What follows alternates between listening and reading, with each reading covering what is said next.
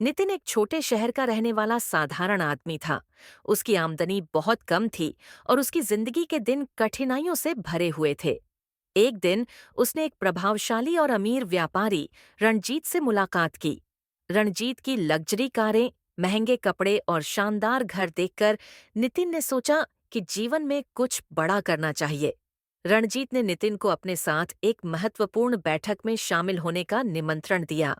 बैठक एक बड़ी कंपनी के वित्तीय घोटाले के बारे में थी।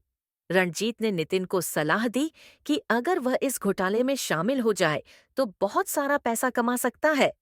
शुरुआत में नितिन ने संकोच किया, लेकिन फिर उसने सोचा कि यह मौका फिर नहीं मिलेगा। नितिन ने रणजीत की बात मान ली और धीरे धीरे घोटाले में शामिल हो गया। उसने कई धोखाधड़ी और काले पैसे के लेन देन किए। इस प्रक्रिया में नितिन ने कई लोगों को धोखा दिया और उनके सपनों को चुराया। उसके हाथों में अरबों का पैसा आ गया, लेकिन उसकी आत्मा की कीमत भी बढ़ती गई। समय बीतता गया और नितिन ने अपनी जीवन शैली बदल दी। वह अब एक बड़े व्यापारी बन गया था, लेकिन उसके अंतर्मन में हमेशा एक खालीपन था।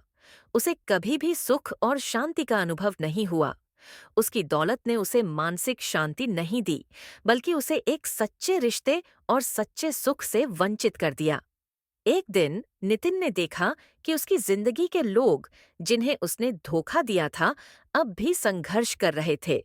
उन्होंने अपने गुस्से और दर्द को व्यक्त किया और नितिन को एहसास हुआ कि उसकी अमीरियत ने केवल उसकी आत्मा को ही नहीं, बल्कि दूसरों के जीवन को भी प्रभावित किया था।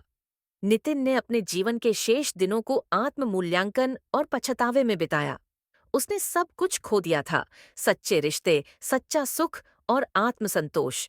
उसकी कहानी यह सिखाती है कि धन और शक्ति पाने की राह में नैतिकता की अनदेखी करने से अंततः आत्मा का विनाश हो सकता है। यह कहानी एक विचारोत्तेजक दृष्टिकोण देती है कि अमोरल निर्णयों के परिणाम किस प्रकार हो सकते हैं और कैसे एक व्यक्ति की आंतरिक शांति और आत्म संस्कार की कीमत चुकानी पड़ सकती है।